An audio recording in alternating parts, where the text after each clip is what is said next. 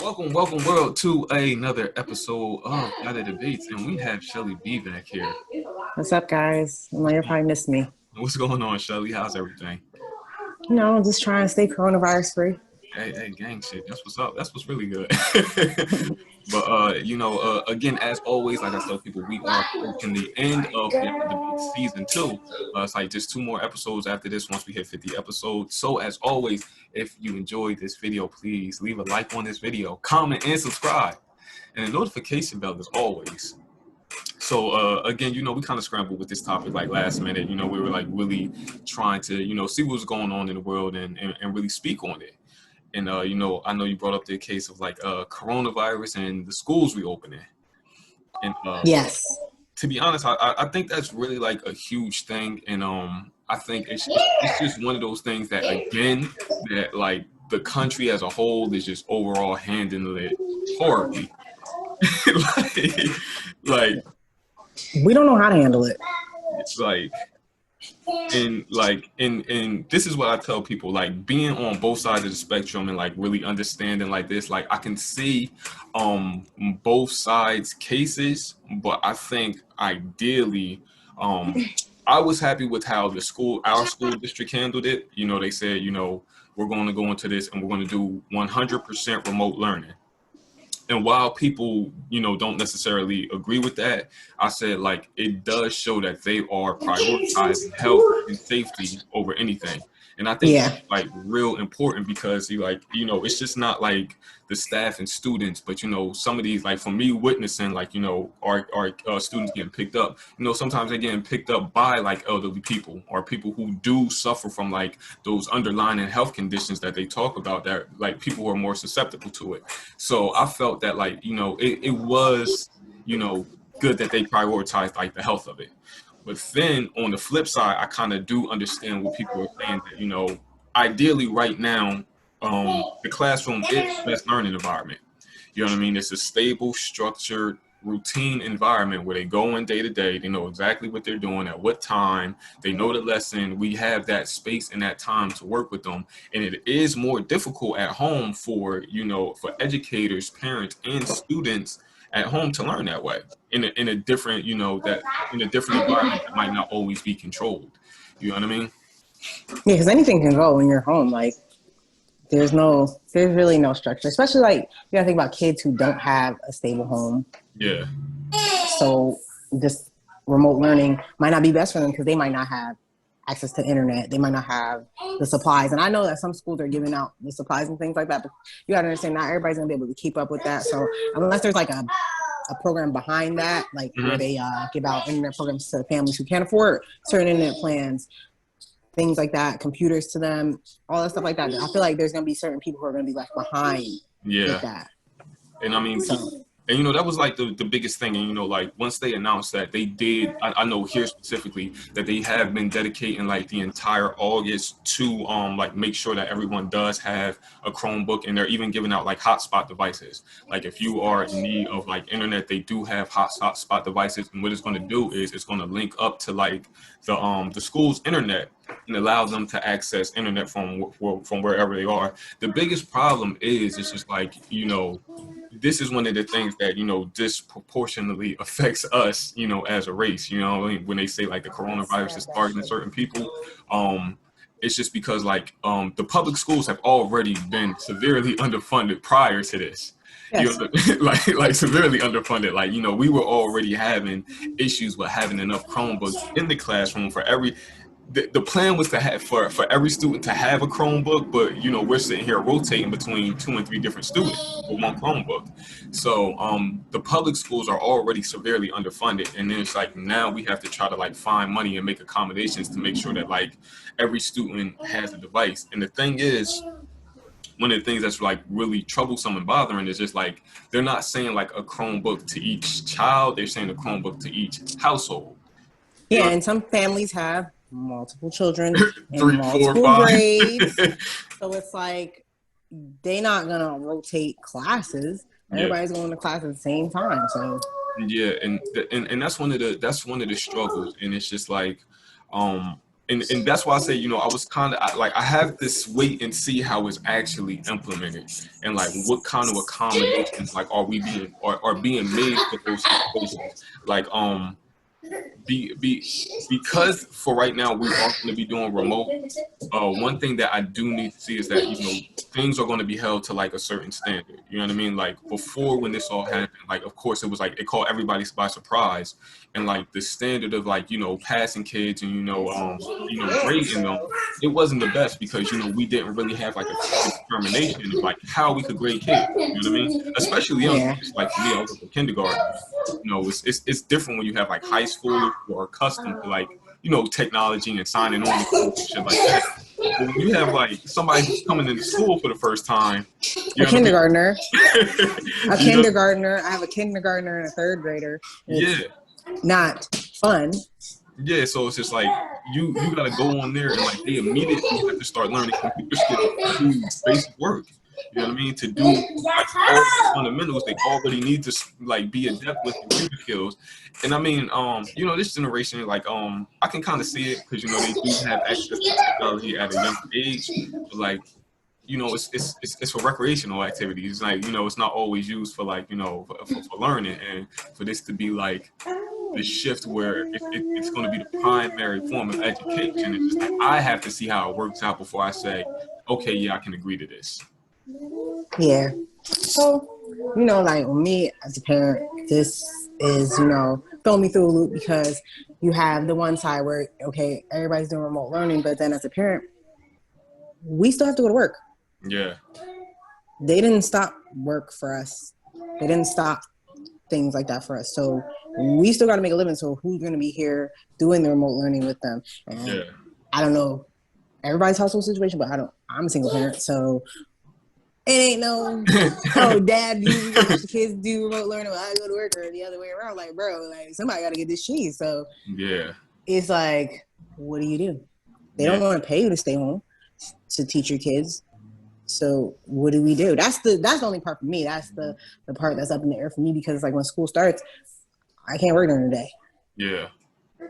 I'm going to have to get an overnight job because I have to be here because I have to really make sure they're retaining the knowledge, be on their backs about the thing. Because when we were doing it during the first round of Corona went from March to the end of May because they didn't even do a full school year like that. Yeah. It was like I had to make sure my kid was really doing her schoolwork. Like, yeah, like seriously, because they get so much freedom. Like, how they were doing it with us was it was only like an hour or so of like teacher time, like the class talking on Zoom, and then the rest of the time from like 2 to 3 was pretty much free for all. Like, just make sure you get the assignment in. Like, these are kids who are 7 and 8 years old. Seriously. And like we're asking a lot of them, like as far as like responsibility wise, like like you said, someone like specifically like for your situation and other situations, like where they have to really like rely on the kids to like be proactive and responsible at like doing their own work. And I know in the classroom we have to be on top of them.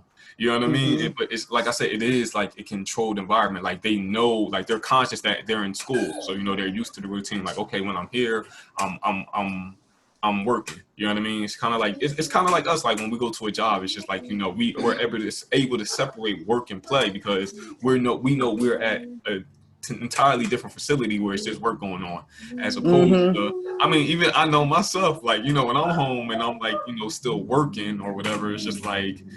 I'm like, well, like, yeah, I'm working, but I get up when I want to, make sure I log on and shit like that, and all that good stuff.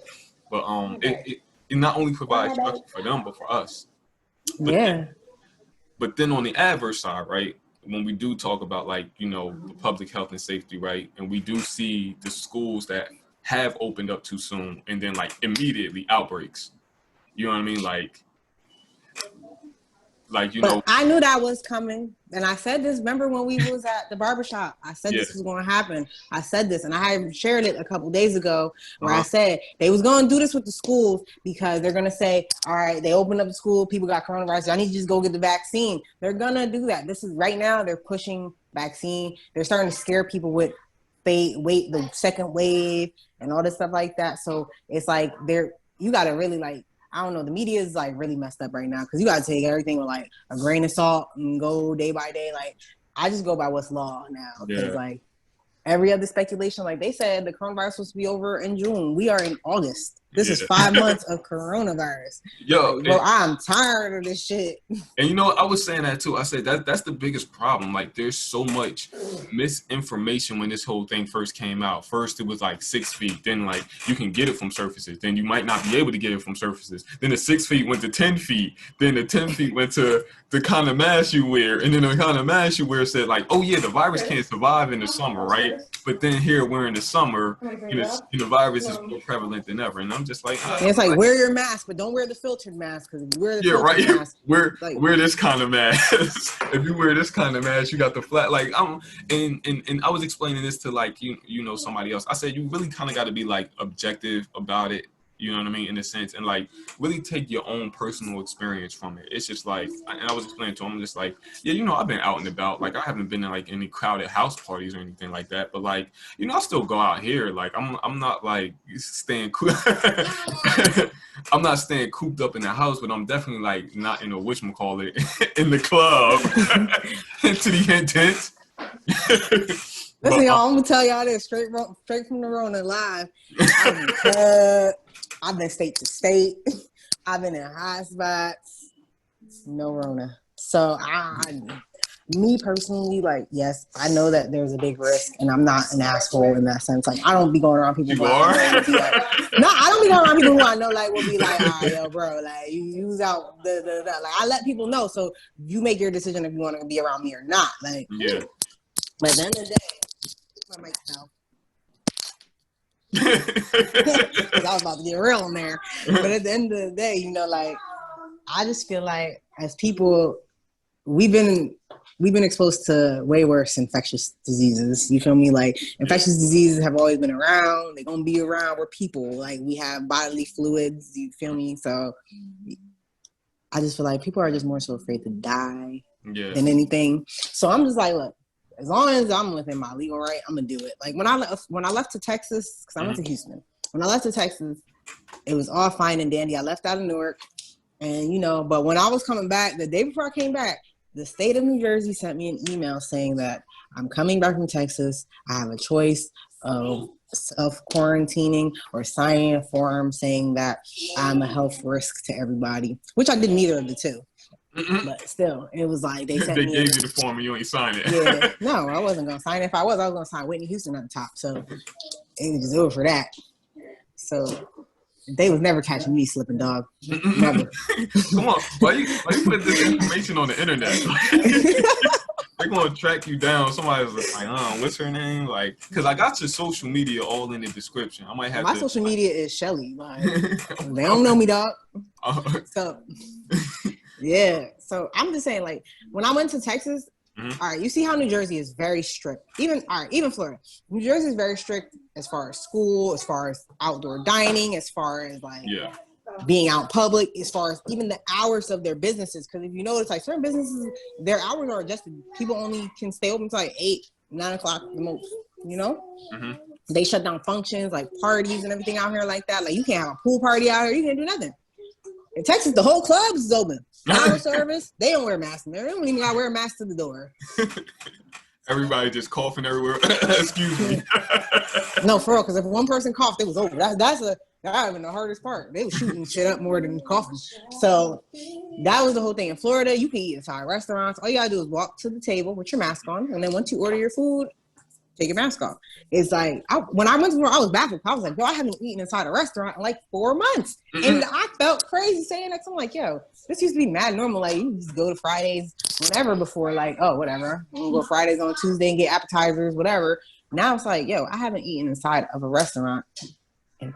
Well, back then it was like 4 months. Like, this shit is nuts to me. Like, yeah, you gotta sit outside and shit. I know like the Applebee's, you know, up here, like, you know, they got the tent and everything, but like it's just not the same. It's not the same. It's really not the same. Like quite honestly. I don't want to sit outside. And I mean, but mosquitoes out there. Not for nothing. Like we're kind of fortunate because all you really got to do is just go across the bridge. You can eat inside there. Nah, that's true. Yeah, That's true. like if you go right across the PA, like PA is like a little less strict. Like they were one of the ones who opened up like a little earlier. But like you got also got consider like that area isn't like entirely too condensed.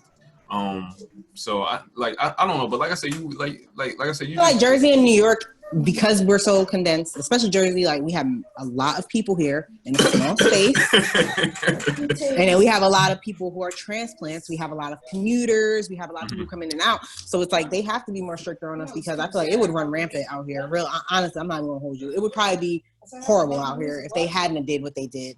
Yeah. And put what's in place. And so I I'm mean, thankful that we live in a state like this because in Texas they don't give a fuck. Like everybody got coronavirus. and I mean the thing about the thing about the way like it affects the school is like right, like you know you can go out to eat here and there, right, or you can go to the mall here and there, but like when you're going to school on a routine basis, that's like 5 times a week that you're potentially exposed. You know, I think they said it was the one in Notre Dame recently, right? They just opened up and they had quarantined like 136 people. Yeah, I seen that. And then the one in Georgia, they had that crowded hallway, and they said like they had like a spike of like 800 cases and all that. And it's just like, you know, again, while they say like the people were more susceptible or like the people were underlying conditions, but like when you have like 800 new cases, you know, my biggest thing is this, right? The asymptomatic thing, right? That you can have it and not know it. You know what I mean? I think that's the worst thing, honestly. And that's what makes it worse because if you put kids in school, you don't know whose parent is asymptomatic. You don't know whose family member is asymptomatic. Didn't the fucking goat test positive for coronavirus? So you don't know if the pets have coronavirus. So it's like, you really don't know. You're running the risk. So I get both sides of the coin, like of them not wanting to be in school. I even was supportive of the hybrid learning where like they did 2 days in school and then the 3 days online. Virtual, like I was supportive of that too, where they did it like the half day, but then it kind of didn't make any sense either because then it's like you're still going to be exposed no matter what. Yeah. So, and I mean, that's actually what they ended up doing in Philadelphia. I know somebody who works like for the school district or whatever, and that's what they're doing. They're doing like the A day, B day, or whatever. But I don't know if it's really as effective. You know what I mean? I think I'm not don't quote me on this, but I believe up in King, what they're doing is like they're doing like a form of hybrid, but they're only allowing you to go to classes where you need to be like hands-on. Like if it's like a lab or something where you absolutely need to be in the classroom. But anything else that's like a lecture or stuff like that, you just have to stay in the dorm. Yeah. Okay. And I mean, I think I can see that because, like, I mean, I've been in lecture class before. It's not like you do anything but sit there and listen anyway. You know what I mean? You go to sleep in class anyway, so it's no different from you like just being at your computer. But this is like another thing that I think about, like, right? So overall, this thing is really just making a push for like the expansion of the digital world in all aspects. Yeah, the digital dollar, like digital currency, everything like that. What's going on, JJ? Could you wash my hands? Okay. Come on. So yeah, this is a part of it too, because then we gotta do. Come on, baby. I'm doing our kids 24/7. This way, kid. It's going to be the same thing on Monday morning when you wake up. You think you only have them for the weekend, and then you wake up like, damn, they still here. Yeah, it's like you don't even go nowhere. We don't got no break. Like what? You was like, you don't got no bus coming for you. Nope. So, but I mean, it's definitely like a challenge for like a lot of older teachers. I remember when this all happened, like they had to start learning how to do, post things on Google Classroom. Like they had never, and they 20 something years of teaching, like they've never used Google Classroom. And then you tell them like, oh yeah, well now you have to use Google Classroom. You got to use this app to connect with the parents. You got to use this app to grade, and you got to use this app to post your lessons and all of this. So it was like a head spin for them. But this, and that's why I said this is really going to be one of the things that does usher in that new age of like all digital everything. You sitting there in like astonishment. You're like, It's just a lot. Like it really is crazy how this is really our new normal now. Yeah, and I mean, like even once all this blows over, like to an extent, like I don't see it like ever really kind of going back to what we previously known, like I think something new is going to come out of this. I don't know exactly what, but it's definitely going to be something that's different. Like I think for the people, for the children who are like successful at learning online, I think more parents will be in favor of doing online permanently, because you can even see it now that like they're offering what you call it, online schooling from like outside of the public school system. Is that your letter that you got to sign? Yeah, I got a letter from the school right now saying that I got to sign. I don't know what this means. Today, 13. I got to call It's these the people. 18th or the 19th. What you mean? Oh Lord, that was from 13. Whoopsies. When you was on the plane. Yeah. So but yeah, like I was saying, you already see people well, not people, but privatized institutions already start to like offer their education services, you know, where your child will be like basically like one-on-one with a teacher.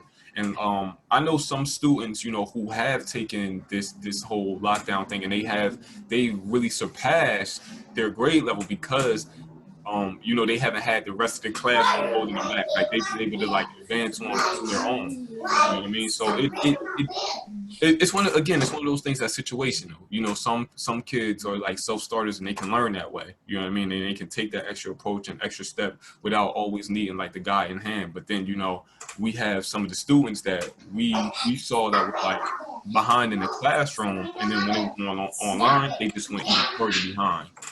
Yeah. So it's just like, I don't know. I really don't. Some people require hands-on learning. I'm a hands-on learner. I can't learn virtually, and that's just me personally. Like I need to see it. I need to see the structure of it. I need to, you know, have my teacher really show me things. I can't sit here and y'all trust me to really study, because once I get the free time, I'm gone. Yeah, right. And I mean, and it all depends on like how we structure the day, but it's also different because like again, once again in the classroom, they're only sitting in that spot or, you know, on a certain activity for so long, right? And it's just like, how long do we realistically expect them to sit at the computer for? You know what I mean? Like Yeah. just hunched over like this, like like, you know, you can realistically only do that for like, you know, 30 minutes to 45 minutes at a time, and then you need a break until you got to do something else. And I think it's one of those things that, again, it not even just district wide. I think that should be based on like classroom to classroom, and you know that should be like really discussed amongst the staff about how they're going to do that. I mean, like I've seen a Zoom meeting with like 5 or 6 kids, right, and it gets crazy. I could imagine 22 all sitting at their computers at like an early age. You know, that's just going to be hectic. That's too much. And then there's going to be the kids who fall in the cracks, who the teacher might not notice is falling behind, and things like that, because they're just fading in the background. Then you got to think about participation. When you're in a classroom, you can see who's participating. You can see who's, you know, getting what needs to be done, who's lacking in those areas. Because participation is a part of their grades when they're coming up, like in elementary school. So when you're doing Zoom, all a kid gotta do is unmute their mic and say one thing and then mute the mic, and you don't really know they're really participating. You don't know if they're retaining that information or not. There's no follow up really with that. So, and especially like kindergartners, what is a kindergartner going to do in a Zoom call after that, and then have to do a whole bunch of virtual work? To me, this is beyond me. Yeah, I think that's one thing that they could have took like the more advanced students who have like the adept knowledge and fundamentals down, and allowed them to use like the Chromebooks and laptops, and then allow us to take like, you know, the lower grades, like, you know, K and first, and really and really divide the classrooms up. But then like have like high schoolers, of course, like I said, they have no issue with technology. Middle schoolers, no issue with technology. Third, fourth, and fifth, no issues with technology. K first, and second. That I don't know. They'll still have some issues with it completely. You know what I mean? Like my daughter finished second grade on virtual learning, and I felt like we learned nothing. We learned nothing together as a group. It was like, yo, I was like, if they said you passed, because I don't know what was going on. Because you know, think about it, there's so many subjects that a kid has to learn through school. Yeah. Science, math, computer sciences, English. I can't think of anything else because, you know, my brain is fried right now. But and then what do we do about gym? Like, you know what I mean? Like, and then world languages. Oh, gym is eliminated completely. Like I read PE is out. Like it's out. Anything with physical contact right now is out of the question. So what they did for physical education was they had Noel do it was like these worksheets. That was it. Like it was just that, and they got like no exercise. It was just like just worksheets. No, it was specials worksheets. That's it. See, and that's one of the things that's really going to take away, like, you know. And how are kids going to learn world languages? Yeah, or like, you know, it's a difference, like, you know, sitting in like a music class with like actual instruments and them having like using the instruments and things like that, as opposed to just putting up a fucking YouTube video and like, oh yeah, just sing along. You know what I mean? Like. So I think we should just, before I knock it, I feel like we should just at least see how the fall semester goes up until like January, something like that. Because, you know, I feel like 2021, I don't think America going to be quarantined too much longer. Like we about tired of this shit now. Yeah. So. But this was the thing, and this is like one of the things that I said, right? Like, all right, so if this thing was supposed to be like, you know, over in the summer, like, imagine like, you know, the late fall, early winter when it is the cold and flu season, where, you know, annually, like, we have kids sick because of the cold and flu and bronchitis and all these other things, right? But it's like, how do we differentiate between the cold, bronchitis, and corona? You know what I mean? All we know is it's like all we know is you came in the classroom coughing, and now the whole class is sick. So then what happens with that? Like, are they gonna quarantine people because of that? Yeah, and because you know they're gonna do the contact tracing, right? And it was just like, well, this whole class has to be quarantined because this one person or two people was in here. So I don't know, like it's entirely too difficult to deal with on anything. You know what I mean? It's just like, we'll see. That's all I can say. We'll see what happens.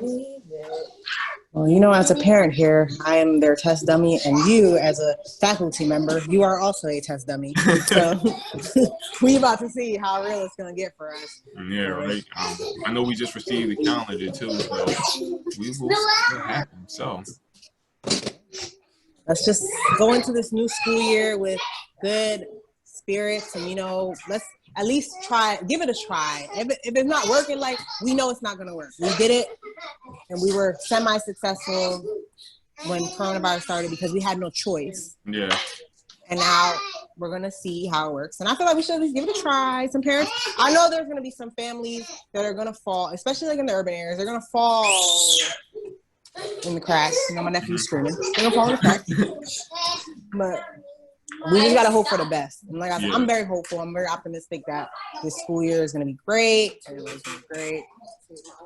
You know, I feel like the teachers and everybody, we've had the summer to prepare for this, kind of, but not really. But But yeah, you know, like you said, you know, like I think, you know, we like again as like as educators, and, you know, we all have to give like our maximum effort for this, and like really, you know, make sure that we're doing our best to make sure that they are absorbing this information in this new setting. You know what I mean? Like like you said, we really have to put our foot forward because this is something that is still new to everybody, but we have to make sure that we try to be as successful at it as possible.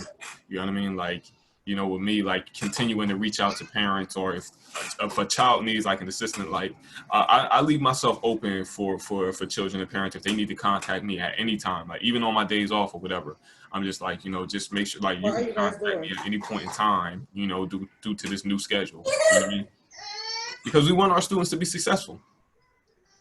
You know, they're gonna be the future corona fighters. You know what I mean? When something like this pops up again, like they're gonna have to be on top of it. Yeah, so they're gonna have a better plan than we do because we have no idea. Hopefully, a better president. So I was watching the interview. Why does he always do this? I don't know. He just does a lot of things that just make me go like what is this? This. In the we are lower than the world.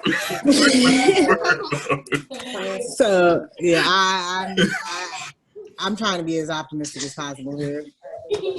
A little too optimistic sometimes. I'm trying, like. Hey, you know that's how we get the best results, honestly. You know what I mean? Like if we go just thinking that we're going to fail, then we will fail. But if we go on this, like we said, putting our best foot forward, have the best chance for success overall. Yeah. Let's go into the 2021 school year. Hopeful that everybody gets their stuff, and I hope there are resources out there. I believe there are. I've seen some where they've been giving out resources to parents and stuff like that. So if I do come across them, I'll try to share them on my page and things like that, because I know how it is. It's hard as parents. Like we really are about to feel it. I know the educators are feeling it too, but we're really about to feel it. Like what they say on Game of Thrones, it's coming. Yes. So yeah, I'm rooting for you. Yeah. Hey, I'm gonna be rooting for you because you're gonna have on there. So well, I'm probably gonna be a full-time alcoholic by this school year is over. Stop.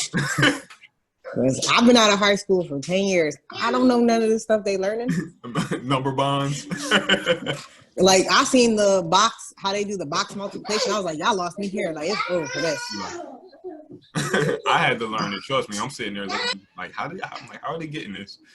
So yeah, I just hope that they take us off remote learning by the time Noelle gets to at least 6th grade, because algebra, geometry, all that stuff like right there, I'm gonna have to get her a tutor. Yo, imagine if this was something that's like long term. Like, what if this lasts like 3-4 years? They are trying to push this like for that long. Like 3-4 years. Nah, they getting a year out of me. That's it. A year. You said I don't know if I speak for any other American, but I know me. They got a year. You got 1 school year out of me, and that's it. Yep, they got a year. After that, we moving somewhere. Like, so, no, definitely on that. So, like, we want to know what you guys think. Like, how do you guys feel about them opening up schools? Do you guys feel that they should open up schools, or should we do complete remote learning? And please leave a comment below with your answer, like, because I want to know what the statistics and percentages are. You know what I mean? Yes, because hear my background. Please sympathize with me. This is what I'm gonna do it the full school year. Like, please, y'all, help me. Send help. Coming. Send help. So as always, this has been an episode of Yatta Debates. Going to classroom. Like I said, please share your thoughts in the comments below and keep the dialogue going, just so you guys know. All right. Yes. All right.